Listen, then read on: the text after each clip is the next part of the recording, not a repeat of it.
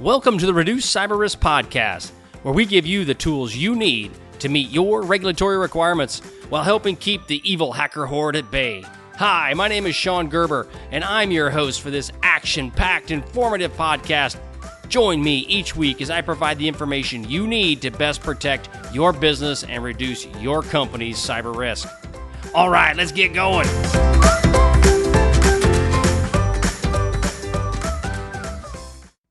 Okay, so when we talk about cybersecurity for business, we're now going to talk about the why. Why are we doing this? What's the point of it? Well, I'll throw out some statistics with cybersecurity, and these may or may not shock you, but at the end of the day, there's basically to give you just kind of an idea of where this whole cybersecurity piece is going and how it potentially could affect you and your business. So JP Morgan, their cybersecurity budget, I can't remember where I saw this actual number. I think it was close around $250 million is around what they're spending. And I think that seems a little high. But I know it's in the hundreds of millions of dollars where they are spending on their cybersecurity budget. Now, JP Morgan, obviously they deal with gobs of money. I mean, like trillions of dollars. So that makes sense. Now, that doesn't include just the cybersecurity personnel. That includes their security operations center, their perimeter, all the people that are involved in securing it. I heard there's like 1,000 people altogether. And as big as they are, that does make some level of sense. I don't know if the $100 million is correct or not, but bottom line, they spend gobs of money. It's doubled. Cybersecurity spending has doubled since 2010. Now, from a statistical standpoint, you may be going, that's good. I think that's a lot of money. However, the amount of data and the amount of systems that have expanded in the cybersecurity space has well more than doubled in the number of them. So in reality, I think that's still falling behind. Now, I also believe, though, that you can't spend your way into protection. No matter how much money you spend, the hackers are going to get into this.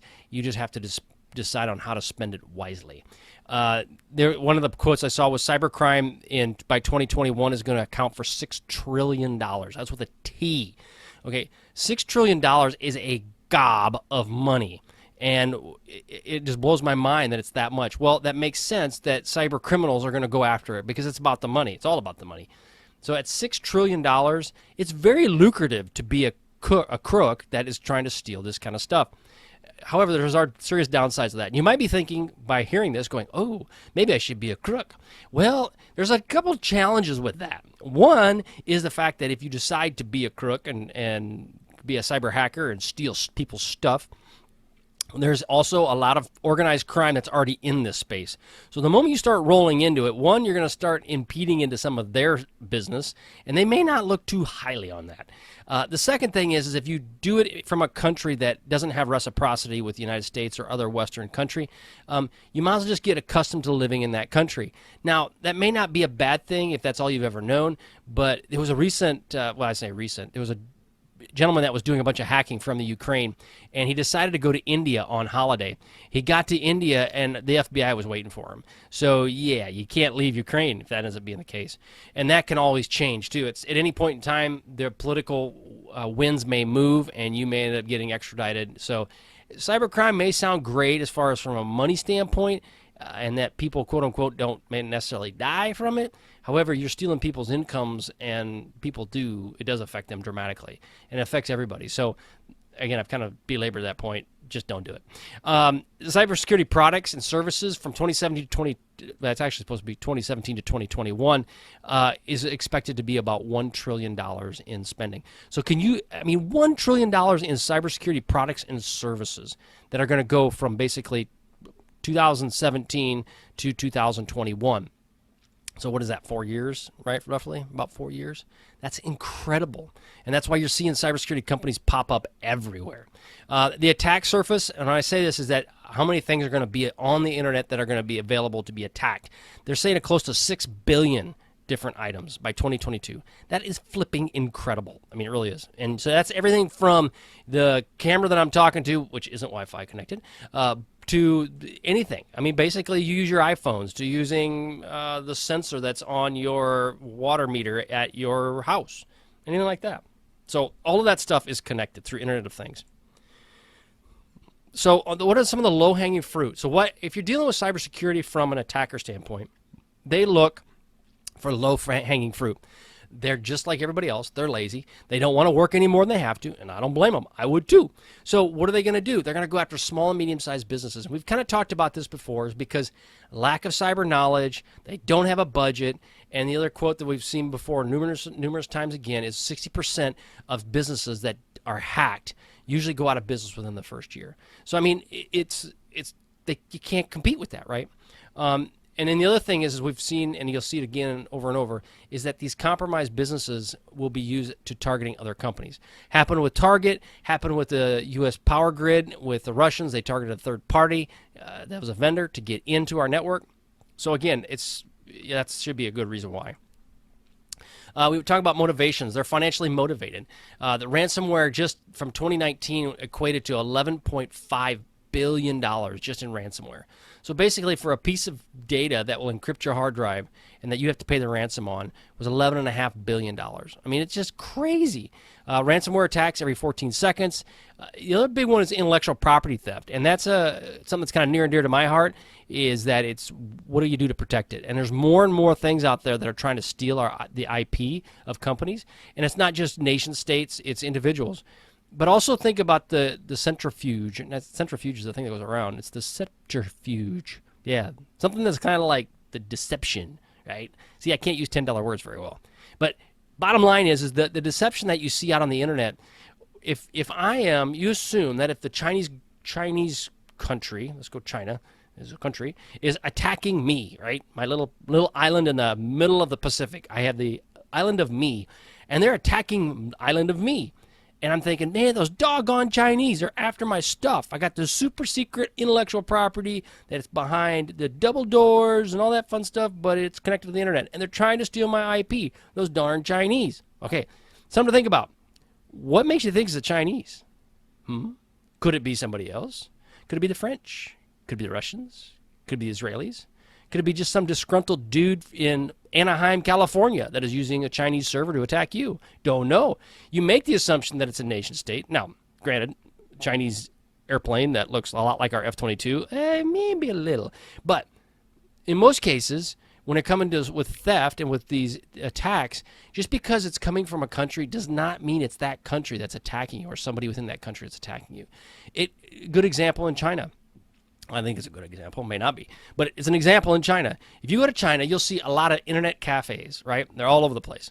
Well, these internet cafes have got gobs of people in them.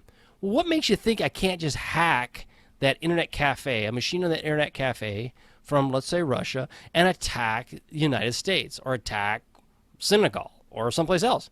Nothing, right? So it looks like it's coming from China, but in reality, it's coming from someplace else. Again, deception. Always think about it. It's always about deception. Nobody wants to get caught. So if you're going to hack something, you don't just well, hey, I'm going to hack you from my home PC. Bad idea. Really bad idea. So again, intellectual property theft. Kind of went a little bit long on that, probably more than I should have. But anyway, that's intellectual property theft. Okay, so arrogance, pride, and also make a statement. That's why they do it. A lot of times, these guys have got egos the size of Texas, and Texas is a very big state. They may have the bragging rights with their other nefarious individuals that they did this, did that. It's possible. Make a statement, right? All these things happen, but in many cases, that's just a byproduct of what it really comes down to, and it's all about the money, okay? So we talked about other natural incidents, disasters, man-made incidents, power outages, backhoes, software error. The other thing is software is being cranked out so fast right now. How do you know that it's all clean? I mean, you're just making the assumption. If you go to the Google store, there's all kinds of apps that put out there that they have to take down eventually, right? Because they don't have as good of vetting as they possibly could. Software, hardware updates. So you got I'm using a Logitech mouse or a Logitech camera watching this. So I'm assuming that Logitech wants to go and put a firmware on this. They put their firmware out there. Now all of a sudden my camera doesn't work anymore. What happened? Well, they did it, and they basically turned my camera into a brick. Well, that's bad, right? They didn't plan on doing it, but they did. So that was basically something that is an incident that was really not planned, but it happened. We make a lot of assumptions that all of this electronic stuff is like almost magic and it just works. But there's a lot of ones and zeros behind the scenes that make all of this stuff happen. But it's very, very fragile, and any of it could go down at any point in time. So we talk about some of the impact from having an incident. Now, that can range from damage of the information. So you have your information, say your 11 herbs and spices from the KFC, and you know that these are your 11 herbs and spices. However, somebody got in there and switched out garlic for tomato paste. That probably wouldn't be a good one. I don't know. Or toothpaste. Yeah, toothpaste is better. And then now one of your 11 herbs and spices went from being garlic to toothpaste. Probably not a good idea. So now that could be information. Your data could be manipulated or missing. Fines, penalties, and legal fees. Okay, guess what? Just strap on, big boys and girls, because when it comes right down to it, if you get breached, you're going to be paying it through the teeth for getting legal fees. It's just going to happen. You're going to have every lawyer going to come out of the woodwork going, I need to be involved, and therefore I'm $300 an hour too. You're going to have fines and penalties which can be levied on. The FCC just recently levied on some fines on, I think it was Yahoo, and it doesn't matter. They can levy fines on anybody, right? GDPR, another one, 4% of your overall gross revenue. Okay, that's huge. So all those things can happen to you. Your reputation. Okay, your reputation takes it a beating because of a breach. So now you got to explain to your shareholders, if you have shareholders, what happened. Now you got to explain to your customers what happened, and you got to have some remediation behind it. What if you don't have a remediation, and they ask you, "What's your plan?" I don't have a plan. Well, that's not usually a good thing when you say, "I don't have a plan." And if you say, I got a plan, but you don't even know what to do, well, that's where Reduced Cyber Risk is here to help. So, again, that's your reputation. It's kind of a challenge. Loss of critical information that makes your business work. Kind of falls in the lines of intellectual property, but if it's critical to your business and you lose it, that would probably be a bad day. It affects your credit if you got credit with other vendors and so forth, and you could lose customers. Again, back to the reputation aspects of all this. So here's some security takeaways, right? These events do affect every business, okay?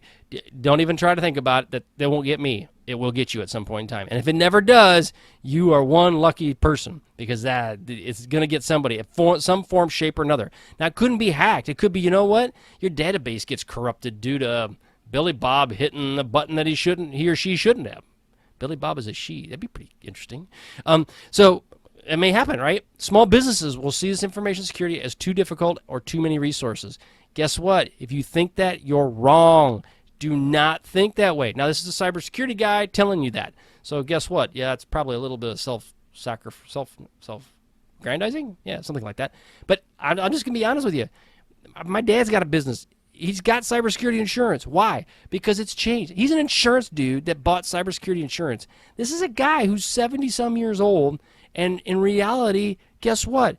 That's like so far beyond it. But he's planning for it. You got to make sure you do plan for it. And then view your business as a business strategy, and it will reduce your risk. You got to look at cyber as a business strategy for your business. Otherwise, you really are setting yourself up. The other thing you need to think about rather than this being a negative, make this be an asset. Okay, one, to keep employees in the fact that you're telling them, hey, I'm protecting your poo, I'm protecting all your stuff, don't have to worry about it. It also will improve the information security, will help to innovate. If you're thinking about information security when you innovate ideas and how could this be affected by getting a breach, that would be positive, right? So if you're a developer, an app developer, think about security from the secure software development lifecycle. How do you protect your stuff, right? Also understand there's no silver bullet at all, and no one is completely secure. Anybody who tells you that we can secure you 100%, they're lying to you, okay? The only way that you can secure your stuff 100% is to lock it in a locked room, okay? You need to do that. Then you also need to lock it really good. Then you need to turn off the power to it, okay? You need to unplug everything and let nobody in it. Then it's a secure room, and it's a secure network. But it ain't working. So if it ain't working, it ain't making any money. So again, there is no silver bullet. Okay, so in this episode, we went over the cybersecurity stats, low-hanging fruit on what the hackers will do, their motivations behind it, and other incidents from natural disasters, man-made, and so forth, and then the impact from an incident and how that could affect your specific business and what you're trying to accomplish. And then your cybersecurity takeaways on there is no silver bullet. You need to plan for it. All right, hope you enjoyed it.